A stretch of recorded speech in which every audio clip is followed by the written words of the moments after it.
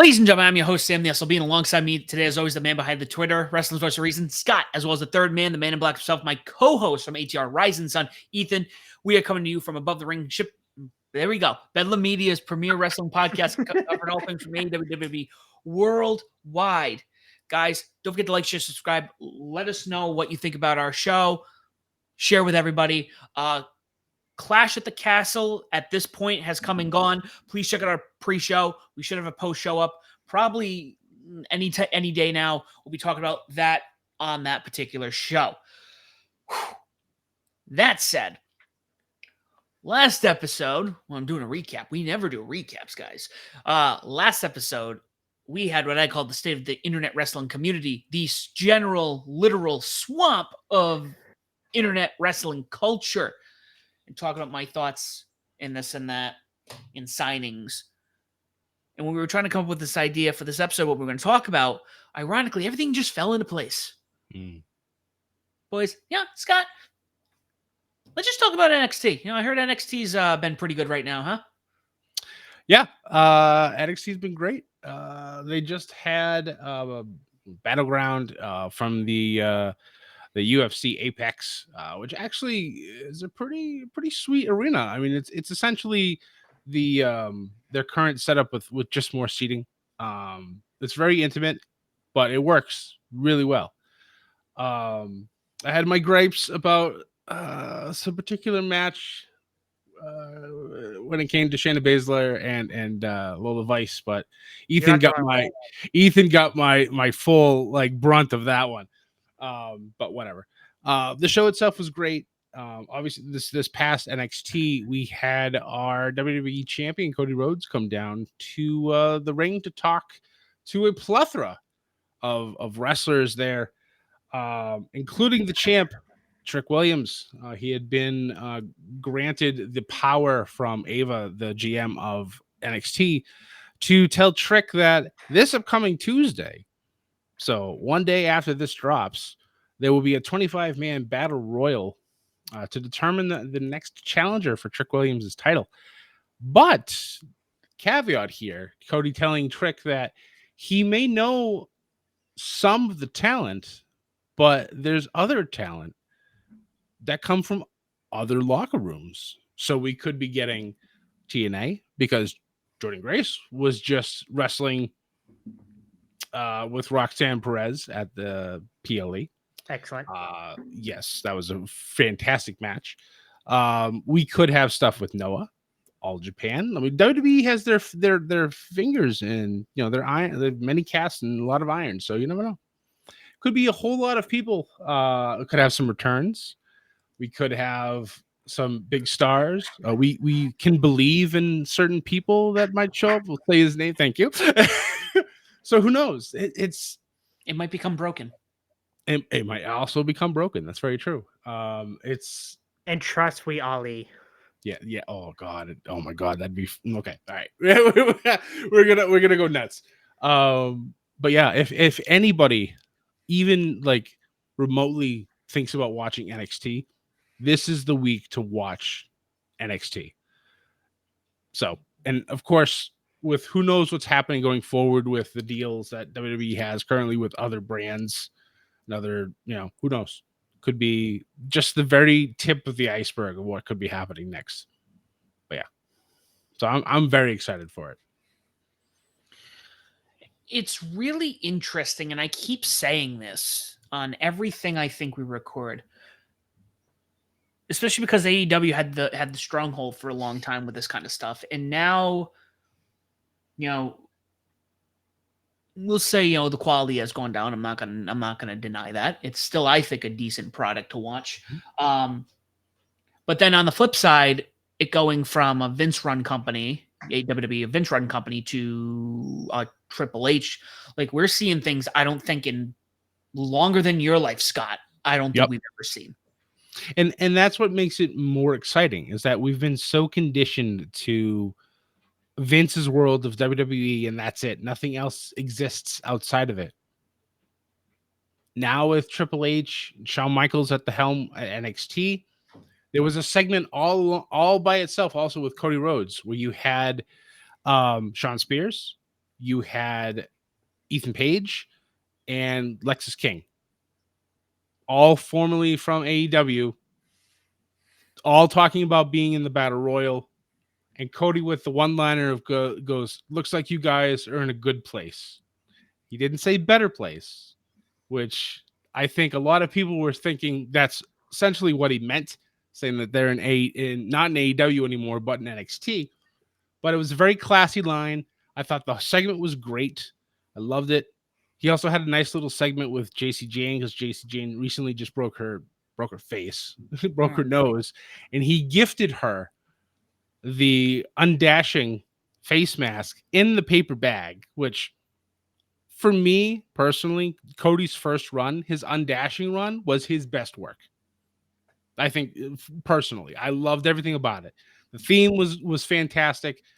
Just his aura was just amazing. I thought it was very, very well done. Very underrated because a lot of people didn't like it. But like Cody had his stamp on everything. But just the fact that, and obviously Cody himself coming from AEW, again, just the things we don't think would ever really happen. It's happening, and it's very exciting to be a WWE fan again. And in the 34 years that I've watched wrestling, I think the last like year, maybe 6 months,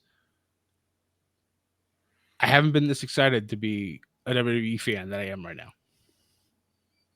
And I love it.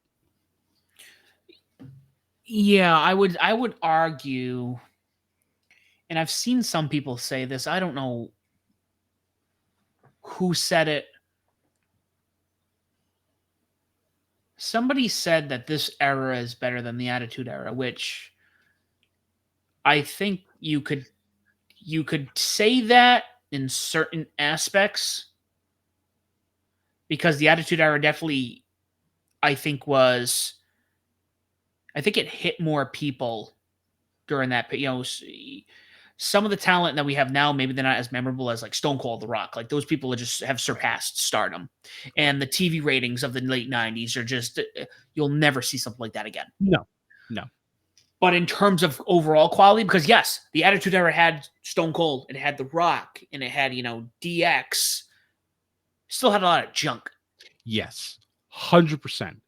The storytelling nowadays, if you really pay attention to it, a lot of it is really good, and they have good payouts or payoffs, I should say. They probably have great payouts, but the payoffs are normally really good. And it just the wrestlers themselves are just more athletic. They can do ridiculous things. It's not all the flippy shit. It's just they can do ridiculous stuff. Like I love the fact that you have people in NXT that are the next in line. Like they come out of the athletic departments of all these schools. And then you get monsters like Obafemi. This kid came out of little nowhere and is dominating as the North American champion. Like he has such a following that you have most of the crowd doing the Wakanda chants whenever he comes out. And it's just, I love it. I love this stuff. It's just they've been doing such great job. And again, this is not a knock on AEW. It's not a knock on TNA. It's not a knock on anybody else.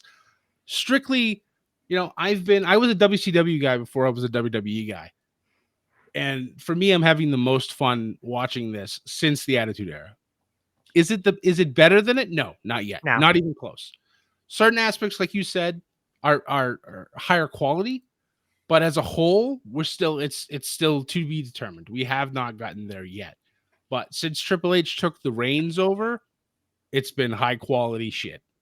And I'm all for it. Front to back. Yes.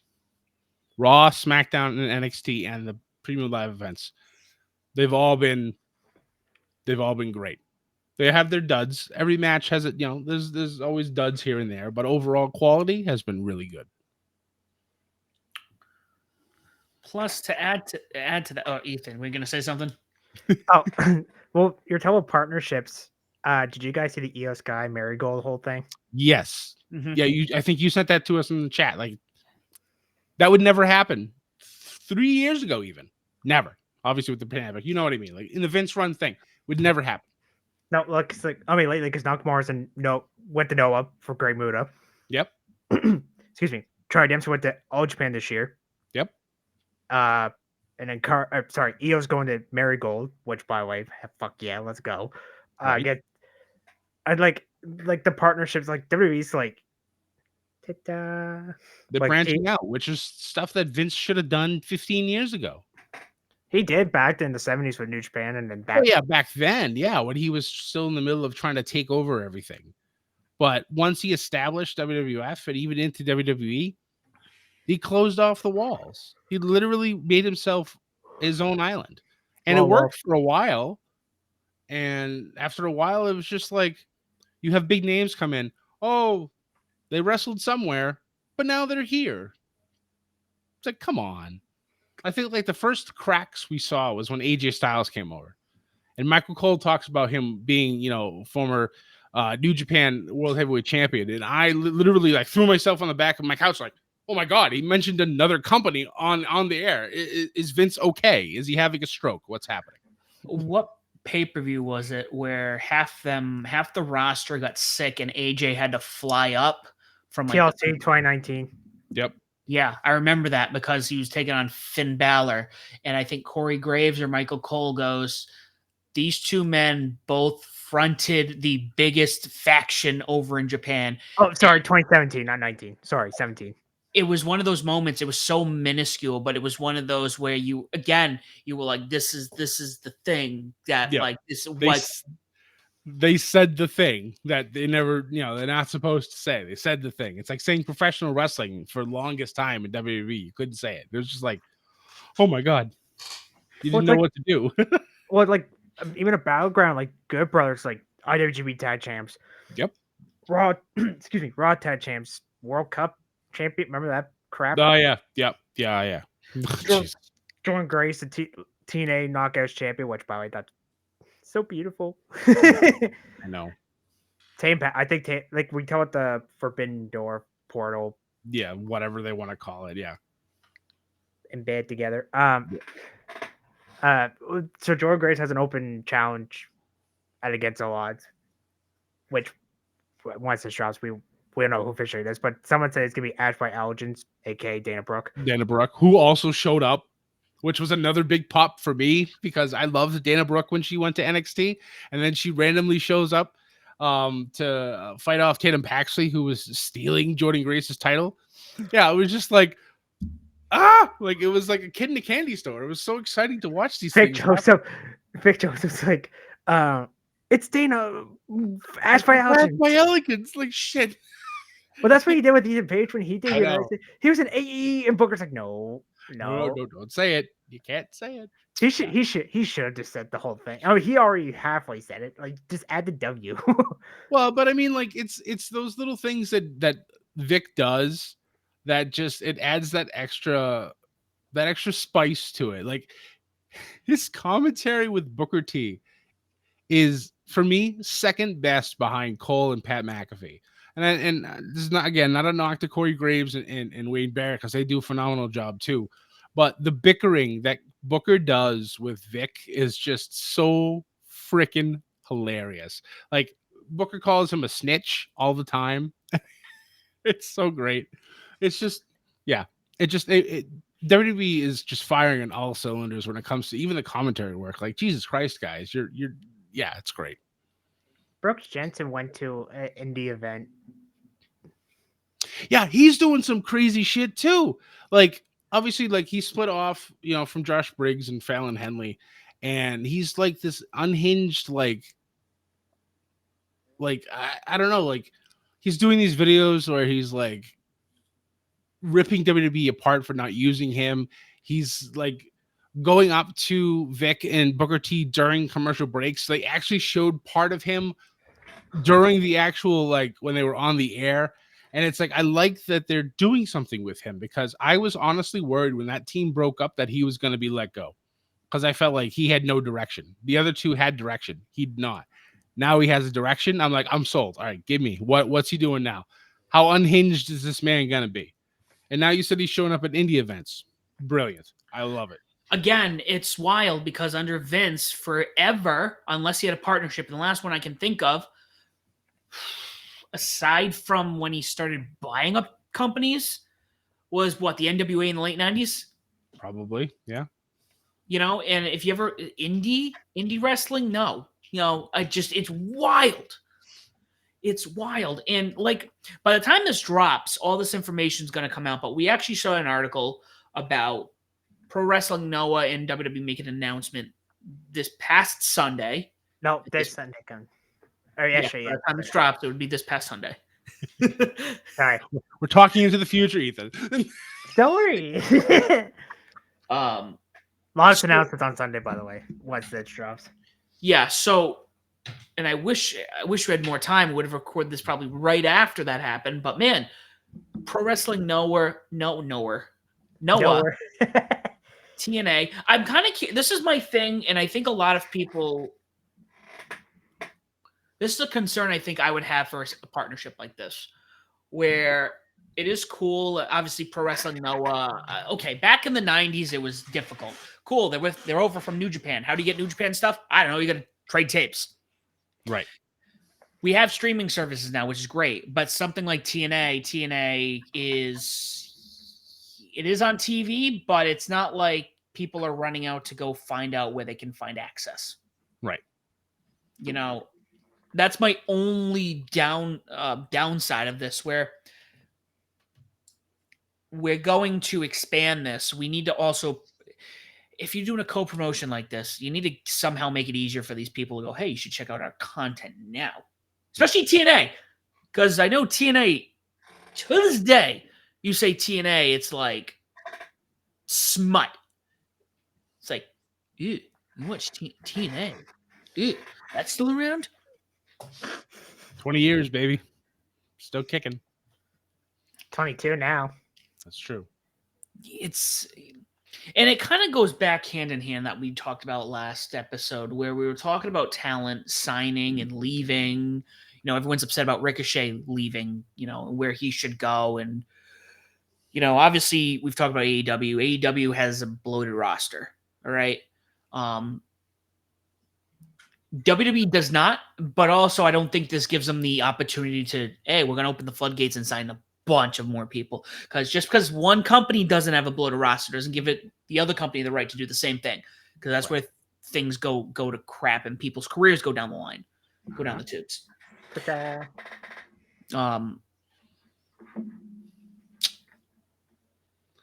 Yeah, it'll be interesting to see what happens. Obviously, I've enjoyed everything that Ricochet has done. And before that, Prince Puma, because, here's my Lucha Underground statement of the night. The wrestling, the wrestling that he's done everywhere has been phenomenal.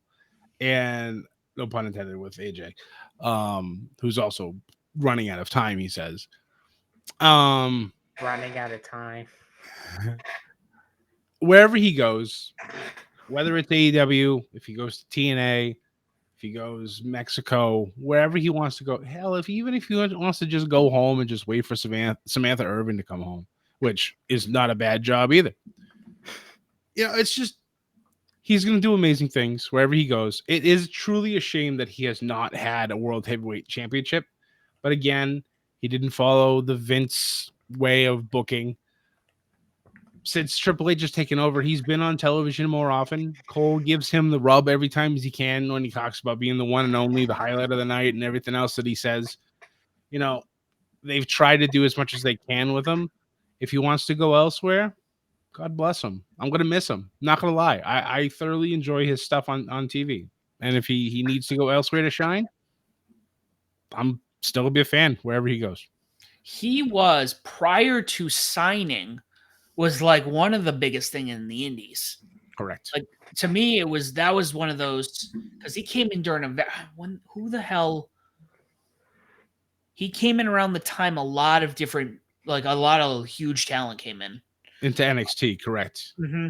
Yep. So, and especially where he's not really a mic guy, which is fine. You don't need to always be a mic guy. His in-ring talent says what it needs to say. Right. I was kind of surprised that he stuck around as long as he did, especially under Vince. That's very true. You know, He got his ass whooped by Brock Lesnar in 2 minutes at Crown Jewel. True. Still, unfortunately, better than Kofi when Kofi was champion. oh, that was murder. That was like, To this day, still is like a black stain on that entire run that Kofi had, which was just wonderful to watch. Yeah, But 6 months. 6 months for nothing. done in 6 seconds. Like, what the? this is a reminder, people, as we talk about this, that despite where AEW and WWE are, WWE, it's an election year. So I'm gonna make this as, politically I'm gonna say something politically without saying something politically right now. Say it. Just because they're your friend and they say they're for you, that's not necessarily the case. Politicians will say what they want to get you voted in. So just because the E's looking good right now doesn't mean in 20 years Triple H is also going to be off his rocker. Oh, absolutely. He 100%. might not be, because not many people are Vince McMahon. True. Vince McMahon's definitely an anomaly. But there is that opportunity where he does, because even till the end of, Dusty, everyone said nothing but nice things about Dusty till he died. Yep. Yeah, maybe Dusty's the only one. Maybe it's the other way around. I don't know. Because I'm trying to think. I'm like, who else do people like? People didn't seem to like Cowboy Bill Watts a lot. They didn't like Cornette. Nope. They like didn't. Russo. No, they didn't like Lawler for a lot of it either. Jim Ross at times. Certain people you talk to. True. Same thing with Bischoff. Bischoff, I think, is another Yep. 50-50. Despite them being big brains.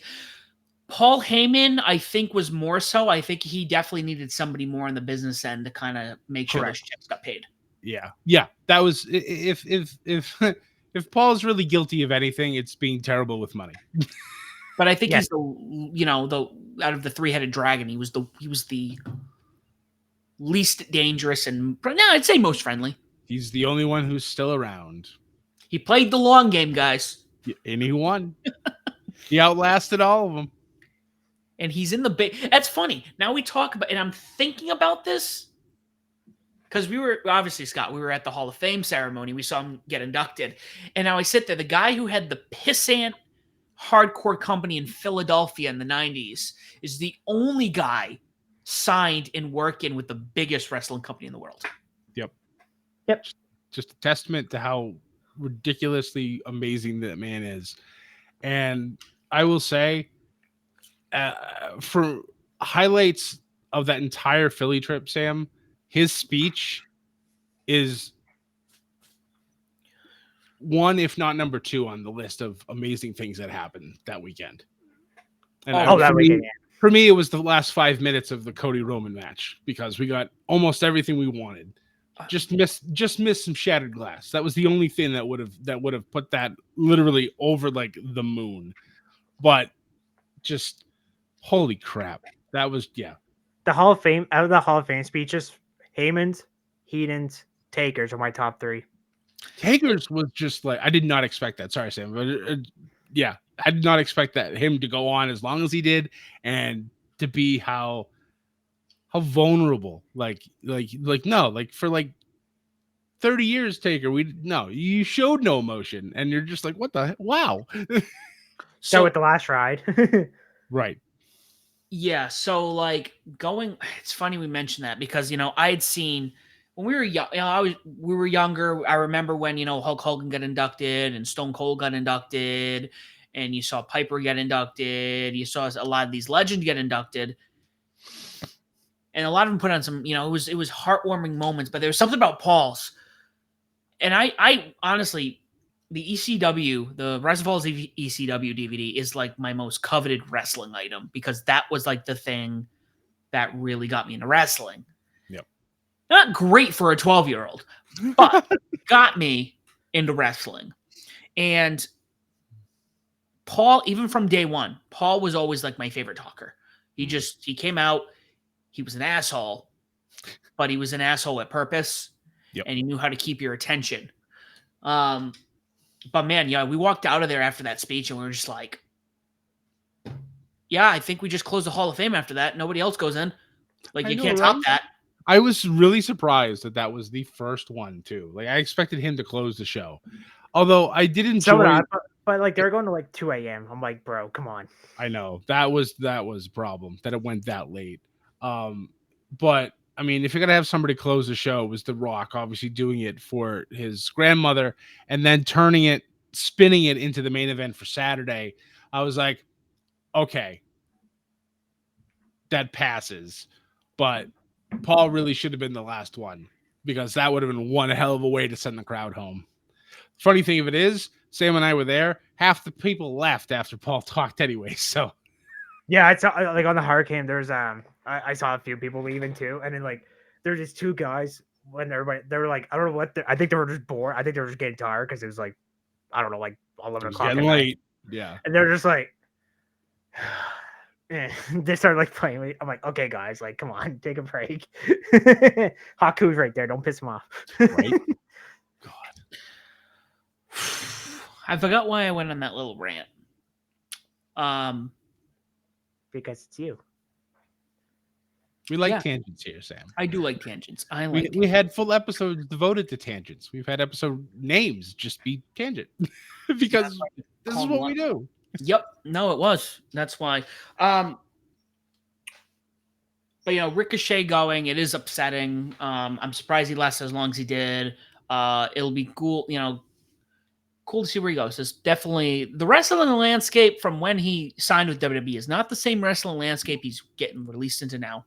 Correct. And I can imagine being at one company like that for so long, and then you come out and it's just greener. Not that the company now hasn't gotten greener either, but the landscape is a totally different monster. Right.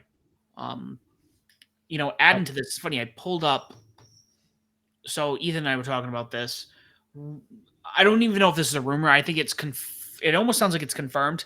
Hikuleo might be joining the Guerrillas of Destiny over in WWE once his contract in Japan is done. That is very true. I mean, that's just another piece of the new bloodline that's growing. And the fact that the calls for Roman from the crowd are getting louder and louder and louder every single week. Roman Reigns is about to come back and be the biggest babyface in this company. And it's just wild to see. Like, just hearing his music hit whenever he returns is going to be probably one of the biggest pops of the year. And I can't wait. Like I've already fantasy booked Survivor Series for what I think is going to happen. And we'll talk about that down the line, but if it does happen, but my God, it's just, yeah, I can't wait. It's just, yeah, it's going to be an amazing pop. I cannot wait for it. So if they trademarked the name, do you want to know the name they trademarked? What? Kala Tonga. Oh, okay. Well, at least they're keeping in the family, so I guess that works. They're calling Tongaloa, right? Correct. Yeah, so they're called Tonga. So basically, they took the A and switched with an O. Yep. Yeah. They literally took Tama Tonga's last name and put first name. By the way, Tama Tonga's name, what a banger. That's a rare Death Rebel win. It is. It is. I really, really enjoyed it. I was like, holy shit. All right. I did not expect this. They normally have a lot of duds, but this one gets an A+ from me. I was very, very happy with it. Jimmy Uso's another one. Yes. You know who would be fun in WWE, and I think mostly because of his entrance? Joe Hendry. Ricky Starks. Yes. Ricky Starks. No, I was thinking ELP. El Phantasmo. All right. Okay. Because he has one of my favorite entrances right now in New Japan. Yeah, but he might get assist and assist from Chris Jericho for the light of jackets. Oh, the light of jackets. Good. Jeez. Yeah, but he's in WWE. It doesn't matter. Jericho's being a tree now in AEW, so it's fine. Brian Keith's a bad apple. I will admit though that I did not like that segment on Diamond on Wednesday, but I did like where Jared was talking about the corn, and Brian Keith's like, "Get that corn, respect you." I'm like, okay, that was pretty funny. Yeah. When's Forbidden Door? That's coming up a couple weeks. June 30th. End of the June month. Yeah. 30th. Wow. All right. We're going to have our show on that as well, man. Cool. I could give you some Stardom stuff because there's a few Stardom wrestlers on there. Nice. Well, one, but still. Something. Before we jump topics, so obviously TNA, Pro Wrestling Noah, were there any, have there been any other promotions that we potentially, that WWE said they're going to work with? Or we Marigold. Marigold, yep. Bloodsport, obviously, with Shayna back in Mania. That was okay. I gotta say, I know I watch a lot of wrestling. Everybody knows that, especially these two guys, because Scott went out. I sent him a list the first time. I watched the Bloodsport. What a fucking great show that was. Especially Baszler and Cyberwitch. That was my match of the show on that show. That's what I was trying to say. So, speaking of Bloodsport, correct me if I'm wrong. Santino Marella is in the next one? In Japan, yeah, you're down. Yep. What? So Josh Burnett's got Bloodsport coming in 9 days. 9 days. 9 days. Oh, Jesus Christ. And then he has a one in July with Mike Santana Homicide Ooh. in New York. Oh, Jesus Christ. Oh, no. Oh yeah. Oh, Yes. Sorry, I had to. thank you, Paul Bearer. I miss that man. Me too. My Undertaker. Another, like, top 5 manager of all time. Paul Oh, Bearer. yeah. Absolutely.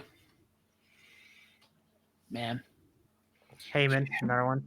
Well, why he's a wise man, but technically. Well, I mean, yeah, you got Heyman, you got Bobby the Brain Heenan, which you probably could see those two, at least from my opinion, you could interchange those 1A and 1B easily. You got to throw people like, Mr. Fuji, Lou Albano, you got Paul Bearer, stuff like that. Like, I miss good managers and valets even. People like to, obviously, she's not in the best of times right now, but Sunny, back in the day, was a wonderful valet. You don't get stuff like that anymore, and it's sad. Francine. Exactly, for ECW. The Scream Queen. Like, hello. Jesus Christ. Don Callis. Don Callis would be another one, although lately hasn't done much, and it's like, you were cooking. Oh, like, sorry. In honor of Ashley, the thumb. The thumb? Well, now he's got a giant scar on his thumb. A giant scar thumb. Yeah, giant scarred thumb. Yeah, I mean, did you end up watching Dynamite on Wednesday? Me? Yeah. Not yet. I have it. I didn't get a chance to get around to it. I got sucked into another television show that I'm trying to binge to finish. But that'll be on my list for tomorrow. Yeah, no, I know Osprey and Phoenix. Say with me, guys. Banger. I heard. I was able to avoid most spoilers, but people were talking about like just how ridiculous that match was, especially like I guess one spot they did something that was just like. So I'm very excited to watch it. No, yeah, I was just wondering because I know you guys can talk about it if you want. Yeah, no, it wasn't anything, but there was a at least from what I remember, who did Don? Was it Takeshita with teamed up with Roddy? It was Carl Fletcher and Takeshita of Dunkhouse family, Rotron. They defeated Kyle O'Reilly, Mark Briscoe by his promo, which is fucking funny. Ugh. Well, and then Renee, all of them are trying not to burst out laughing. Like he just, Mark Briscoe just goes on and on and on. Oh yeah. And then he fucked up Takeshi's last name, which honestly I don't know how, but whatever. It's Mark Briscoe. He gets away with it. And Will Knight goes like she walks. So Orange Head's like she's got my bag. She walks around behind him, and then Mark he's like, "Can I just say something right quick?" And just went on like a 5-minute rant. I'm like, "Oh, poor Will Knight." Knight goes just like, "Yeah, I'm just here." Yeah. By the way, they announced her for the Will Cup. Whoops, the Owen Hart Cup. Word. I still say Mariah May's winning. Ugh. Shingo's in the fucking Owen Hart Cup. Let's go. Him and Bryan Danielson. If that's a first round match, sign me the fuck up. So what I was getting here. I was gonna say, if I'm not mistaken, I didn't know if the Callis family was working with the Kingdom, because I feel like that's a good addition. But kind of like going off of that, yeah, good managers. You know who? And this is what I think about, because there's definitely talent, especially when their bodies get worn down. And I'm thinking about it because I need more Adam Cole. So if Adam Cole ever retires from in-ring action, he needs to become a manager. For Keith Lee. God damn it! God damn it, Ethan. But like seriously, like I think he Blame has. Sam. He brought that up first. I was just swinging. I know. I mean, see, look, I did not agree with the decision. Adam Cole needs to just get out of the ring, cut his hair, and then be a manager. Absolutely not. But when he gets to that point, it's like Kenny. You know, if Kenny is like at the end of his tenure because of his health issues, manager or get him on commentary. Yes, 100%. Oh, like Matt Menard. Mm-hmm. Or, and I'm gonna piss people off, make him a fucking booker. Because you know what? I know he's best friends with the Bucks, but something tells me that there's something about Kenny that might be slightly different than the Bucks are. Whether how you feel about them one way or another. I feel like if Kenny wasn't having as many health issues as he was, he'd be in the Christopher Daniels situation. Like he'd be in that position. Like he'd be the one making the decisions. And I like, and again, this is not a shot at Christopher Daniels. I love that he's still there doing things. Like he doesn't need to wrestle anymore. He had a phenomenal wrestling career, both in TNA and the early stuff he did in AEW with SCU, and stuff he did in Ring of Honor as well. It just, we need like a good presence from these like aging talent on television, because they can help guide the way and help make wrestlers better as they go along. Having Christopher Daniels in this EVP position, even if it's interim, is a phenomenal thing. As long as they continue to make it consistent. Have the Bucks try to do shit, and he comes out and goes, "No, it's not. It's not what's going to happen here. We have the power struggle. At some point, we're going to have a match for control of the company, a la WCW, because that's what happened with NWO back in the day. I hope to God that they do a better job than WCW did back then, but it's coming. Like I can see this from a mile away, and I'm not upset about it. I think this is going to be fun.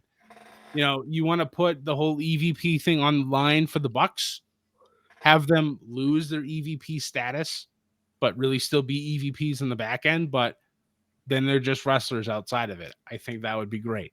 Or have them win and have them run Tony out of the building. Even though Tony still runs things, and just he's never on television again. Thanks, guys. There's plenty of options. There's so much meat on this bone for what they can do.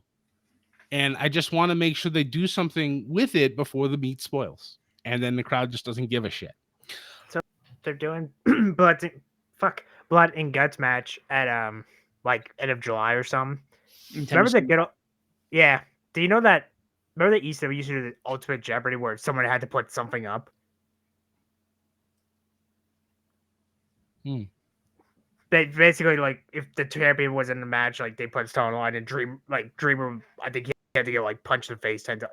Basically, you had to each person put stipulation up.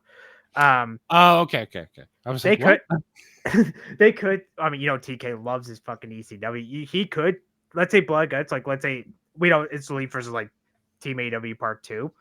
They could technically do that as stipulation. Like if Young Bucks lost, like they lose their titles, EVPs, storyline, EVPs. Right. Jack Perry, something, you know. Okada's great. He's like, this is my house, bitch. Nick's like, sorry. He's just really defensive with his friends. The one thing that really frustrates me about the Elite is how they've dealt with Okada. I feel like, I don't know why this happens, but this happened to Kenny too. They come over to AEW and they're immediately neutered from what the stuff that they did in New Japan. And it's like, why? Let them shine. I get it, they're older now, but god damn it, let them have at least a few matches that making me feel like, oh, I'm watching a New Japan match, and not just, oh, it's watered down again. It makes me sad. And again, I'm not trying to knock them. It's just, it's from the limited viewing that I've done of New Japan, thanks to both of you guys, essentially. You're welcome. I want those matches in AEW, and I'm not getting them, and it's sad. Yeah, no, I know Kenny seems to, when he at times, like he had the match with Bryan Danielson. Right. You know, he has stuff like that. I don't think certain stuff translates well on American TV. I don't know why. There's stuff when I watch New Japan, and even when I watch like All Japan, or I've watched some Noah matches, it's like, man, that just feels real. Maybe it's the quality, because it looks like you're watching an actual sporting event rather than television. It looks different. Okada, I definitely like how they're handling Okada. I think it's a good introduction, because this is my thoughts. All AEW fans at this point should know who Okada is. Right. But if you're a casual wrestling fan who shows up, because I mean, there's still a lot of people who don't. Who the fuck is Okada? Nobody. We know him. I know him as like one of the best wrestlers on the planet, as we all do. But I think there's a lot of people out there. It's kind of like, hey, let's kind of like, you know, do something with him. You know, it kind of gives him. He's better solo. I'm going to clarify that. He's a better solo wrestler than a multi-man. But, Yes. you know, I wonder if this is, you know, the way they bring him in. You know, they kick Kenny out. Depending on how Kenny's health does and how long this lasts, maybe at some point it leads to him becoming hey, I don't want to be part of the elite anymore. Pushes his way out. And then, boom, we get him, you know, in the title picture. Does it work for everybody? No.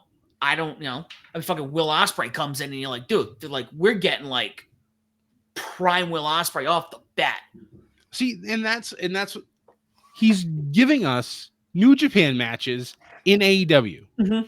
Why can't the other ones do the same thing? That's my biggest gripe, is that Will is able to do it. Why can't the others? Like when you brought up Omega, he went over to New Japan while he's in AEW and has one of the most ridiculous matches that I've ever seen with Will Ospreay. Mm-hmm. And then he comes back to AEW and he's the watered down version again. It's like, did you just like save all your Super Saiyan juice until you went over there, used it all, and you came back and you went just regular Kenny Omega again? It's like, I mean, I feel like at least Kenny was at his full when he had the title. Like we got like, when he was dickhead Omega, when he was the belt collector, yes, when he did that, I agree with you on that, 100%, yes. But I'm also wondering, and I could probably make an argument for everyone, and whether you want to agree with it or not, you know, that's your prerogative. Okada, I could argue, yes, he should just be solo off the bat. He can Will Ospreay it. Kenny, I would almost argue with all the injuries, he's probably still not 100%. Oh, absolutely. No. I agree with that. I meant like earlier on when he was healthier before the diverticulitis took over and stuff like that. No. Yeah. But It was. That's what I meant by that. Now I understand. Like if we never see Kenny wrestle again, at least he's alive. That's all that really matters. right. In the grand scheme of things, he's alive, and if he can talk, if he can be a manager, an authority figure, whatever. Have him be on television. He's alive. That's really all that matters here. Well, it's funny. Like we're talking New Japan Omega. Like last year, I had both of him and Ospreay's matches as my number 1 and 2.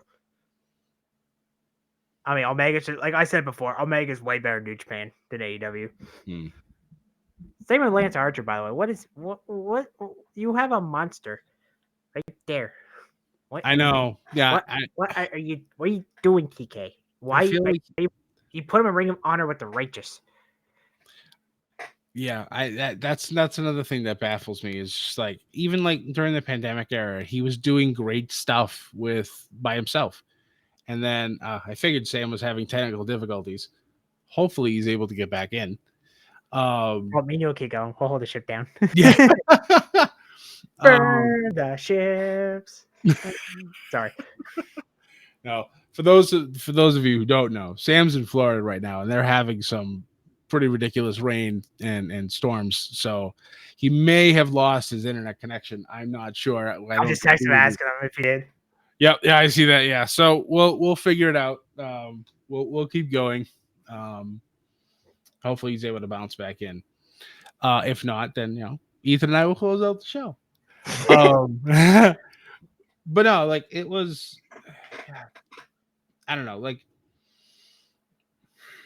I don't want to sound like a negative Nancy when it comes to AEW because I enjoy the product a lot. I think it's doing great. It's not doing as great as it was, but of course, there's always growing pains with these companies. There's always things that happen. Everybody goes in ebbs and flows. WWE did it for years back in the 90s, and even earlier, later on in the 2000s. So Sam's back. But yeah, I don't know what happened, and at this point, I know we don't like editing, and it looks cleaner when it's edited.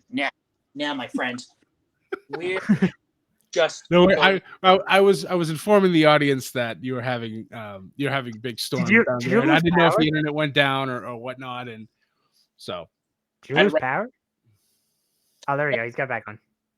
Well, so it's funny. Like my computer says it's not connected. Interesting. Don't you love? I love computers. It's so much fun to be in IT. So yeah, I want to continue your thought while I see if I can get myself back up. I figured we're almost done with our conversation, anyways. Yeah, no, I was just saying. We're just talking about the ebbs and flows of AEW. Like all the companies go through it. WWE went through it during the new generation. They went through it like between like the Ruthless Aggression era and what was it? I think they called it the Reality era. I don't know. That was some kind of PG era. Yeah, it was kind of when Sam and I first started doing this podcast. Like when I was doing the Raw review, SmackDown study, and NXT narrative.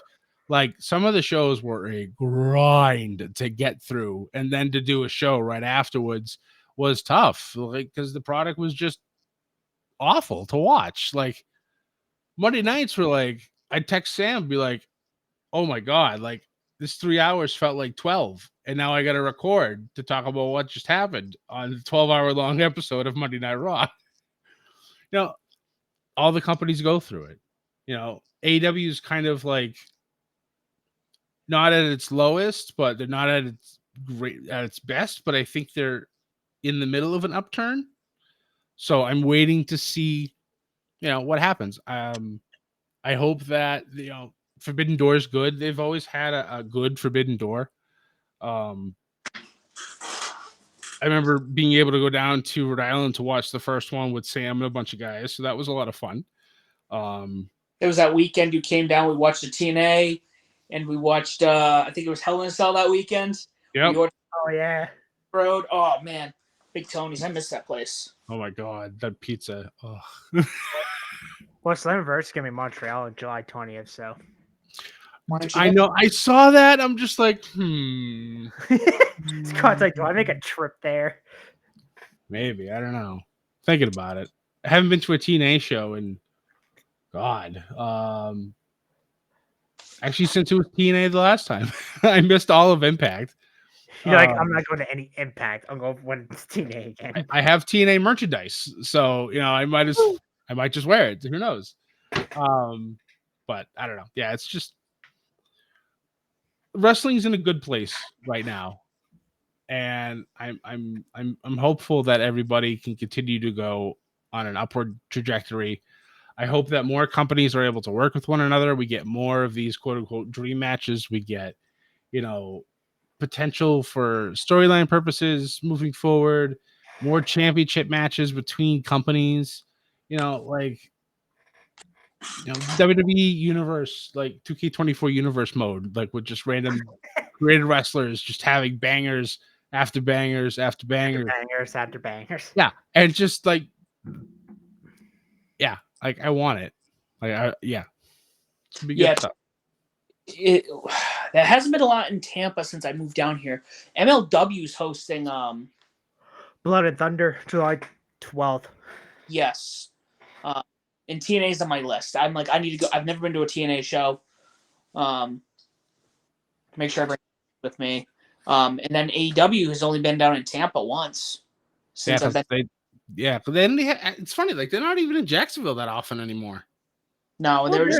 they were there for like 2 or 3 years. I mean, they need a break. I mean, that is a valid point. That's a good point. Yeah. Daly's face like, all right, we love you, but get the hell out of here.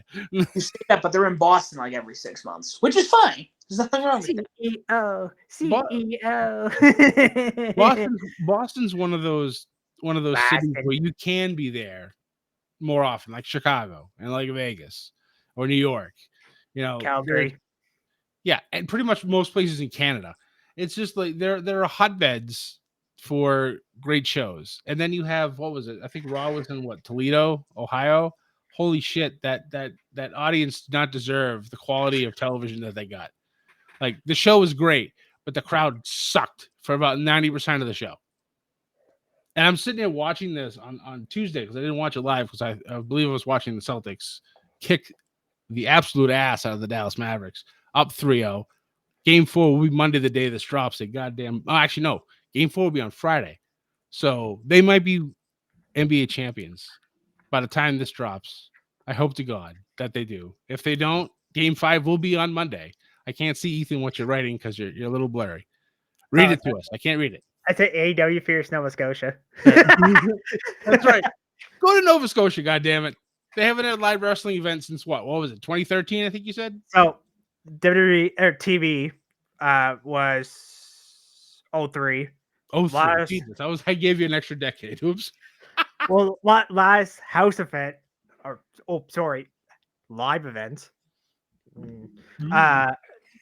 Fancy. What was it? 2018. It was supposed to be 2019, but we had a really bad hurricane. So they're like, "Yep, we're gonna skip Nova Scotia and go to one province over, the sister neighborhood." I'm like, "Fuck you." Bro, I was ready to go in that hurricane too. I'm ready. Suit up. Right? Look, a flying redhead. What's Sami Zayn doing in Nova Scotia? Sami, going in the impact zone. Yeah. I guess I'm.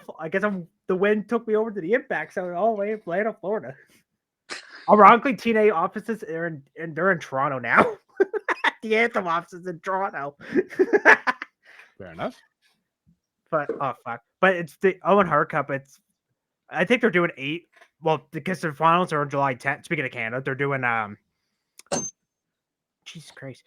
July 10th for the finals. So they'll probably do because they got to start them soon. So I imagine they're probably doing it at the Forbidden Door.